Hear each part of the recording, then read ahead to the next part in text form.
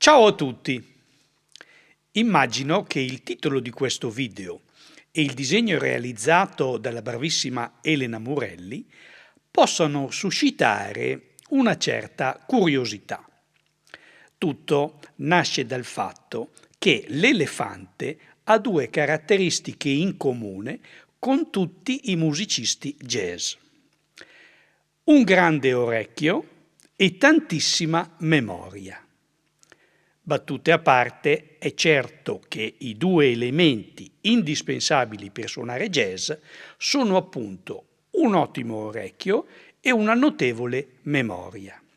Va detto che quando si parla di sensibilità uditiva e di memoria, la genetica ha un ruolo molto importante e infatti alcune persone hanno per natura il cosiddetto orecchio assoluto e altre hanno la fortuna di avere una memoria incredibile. Ma nonostante la questione della genetica, esercitandosi con pazienza, chiunque ha la possibilità di migliorare l'orecchio e anche la memoria. Partiamo dall'orecchio. Anzitutto, le dimensioni fisiche del padiglione auricolare, mi spiace per l'elefante, non hanno relazione con la capacità di riconoscere le note. E anche l'orecchio assoluto, che comunque aiuta senz'altro, non è indispensabile per essere un bravo musicista. Quello che invece è molto importante è l'orecchio relativo, che consente di riconoscere gli intervalli, i vari tipi di accordi e le suddivisioni ritmiche. A partire addirittura dal 1700 e fino agli anni 70 del secolo scorso, i tradizionali esercizi che venivano fatti da chi studiava uno strumento erano il solfeggio e il dettato ritmico e melodico.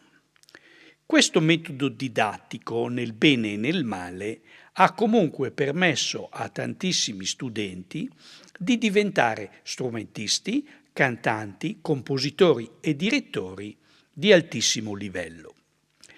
In tempi più recenti, per merito delle scuole di jazz e di insegnanti e musicisti americani, è stato introdotto anche in Italia il cosiddetto ear training. Con questo termine inglese vengono indicati tutti quegli esercizi che permettono di riconoscere intervalli, accordi e divisioni ritmiche con particolare riferimento alla musica jazz.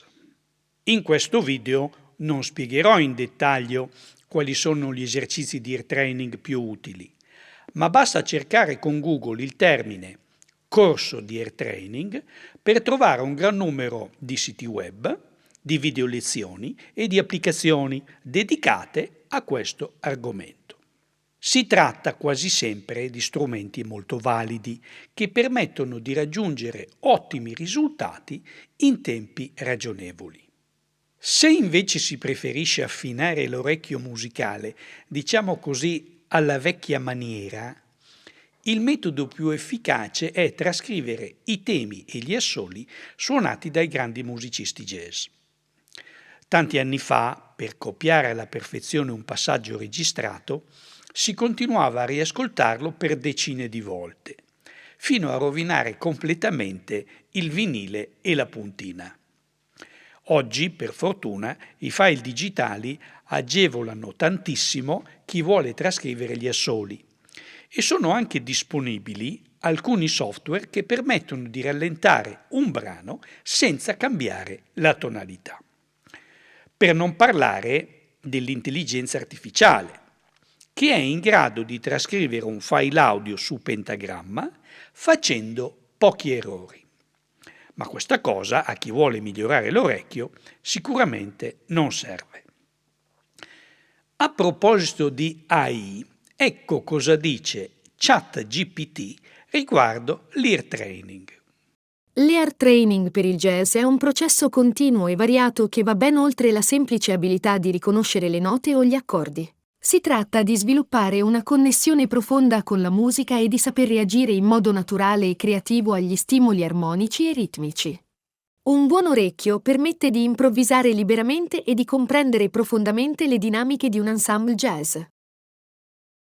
Quella che abbiamo appena sentito è una considerazione senz'altro corretta, ma è anche un po' scontata, come del resto tutto quello che viene creato dall'intelligenza artificiale, che secondo me, per adesso, è uno straordinario generatore di banalità. Passiamo adesso alla questione della memoria. Anche la memoria, come l'orecchio musicale, non è come una lampadina che può essere solo accesa o spenta. E non ha senso dividere le persone in due categorie, chi ha memoria e chi non ce l'ha. Esiste invece una gamma molto ampia, che partendo dal famoso smemorato di Collegno arriva fino a Pico della Mirandola, che è passato alla storia per la sua memoria prodigiosa. Nel mezzo ci sono ovviamente le persone normali, che hanno appunto una memoria nella media. Come sappiamo, il musicista classico quasi sempre suona leggendo lo spartito, cosa che capita più raramente a chi suona blues, rock e pop. Ma le strutture armoniche che si trovano in questi generi musicali, a parte certe composizioni di rock progressivo o del grande Frank Zappa, di solito non sono molto complesse. Il povero musicista jazz, invece, non solo deve abituarsi a suonare senza spartito, ma deve confrontarsi con temi piuttosto complessi e progressioni armoniche con modulazioni improvvise e tutt'altro che logiche. Ovviamente anche nel jazz è lecito leggere lo spartito, ma in un piccolo gruppo, se un musicista è concentrato sul foglio di carta, difficilmente potrà ascoltare con attenzione quello che viene suonato dagli altri. E in questo modo il famigerato interplay va a farsi benedire. Quindi, per suonare jazz a un certo livello, il chitarrista deve inevitabilmente conoscere a memoria il tema e gli accordi di tanti brani. Parlare di numeri è difficile, ma un musicista jazz professionista di solito è in grado di suonare a memoria varie centinaia di standard, oltretutto in tonalità diverse. Questa cosa può spaventare, ma va detto che una volta memorizzati circa 50 brani, impararne altri sarà più semplice. E questo perché nel jazz le strutture armoniche si ripetono moltissimo e capita spesso di trovare composizioni diverse che hanno intere sezioni con i medesimi accordi. A proposito, credo sia utile riportare la lista di 10 brani che Bruce Forman, uno dei più importanti chitarristi jazz in attività, definisce Mother Tunes, e cioè brani madre, dai quali derivano altre decine di progressioni armoniche.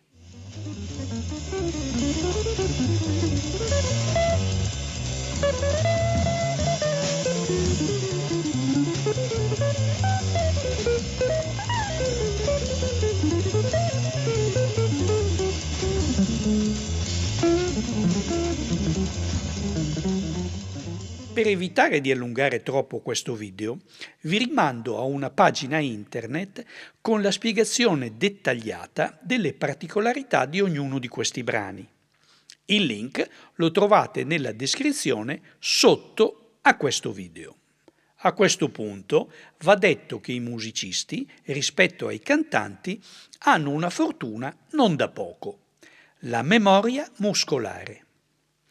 Questo tipo di memoria si sviluppa con la continua ripetizione dei movimenti necessari per eseguire un dato passaggio musicale. In pratica, con la ripetizione, si otterrà un automatismo che permetterà di concentrarsi maggiormente sulla musicalità dell'esecuzione, piuttosto che sui dettagli tecnici. Ma è facile capire che se un musicista si affida esclusivamente alla memoria muscolare, Il risultato sarà un'esecuzione tecnicamente ineccepibile, ma troppo meccanica e priva di interpretazione. Prima di concludere, vi propongo un esercizio abbastanza semplice, che è una specie di prova del 9 per capire se come chitarristi usate di più la memoria intellettiva o quella muscolare. Scegliete un brano che conoscete e che avete già suonato varie volte. Prendete un foglio bianco e, senza imbracciare la chitarra, scrivete tutti gli accordi della progressione armonica del brano. Qualora vi sfugga qualche accordo, segnate una X o un punto interrogativo. Ci provo con All the Things You Are. All the Things You Are. Fa minore settima, Si bemolle minore settima, Mi bemolle settima, La bemolle settima maggiore, bemolle settima maggiore, Re minore settima, Sol settima, Do settima maggiore.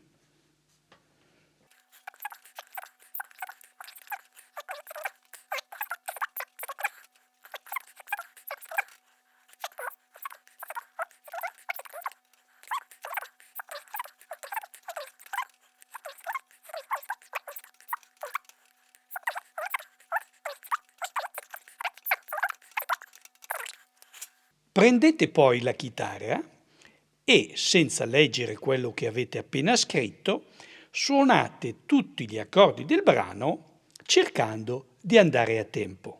1, 2, 3, 4.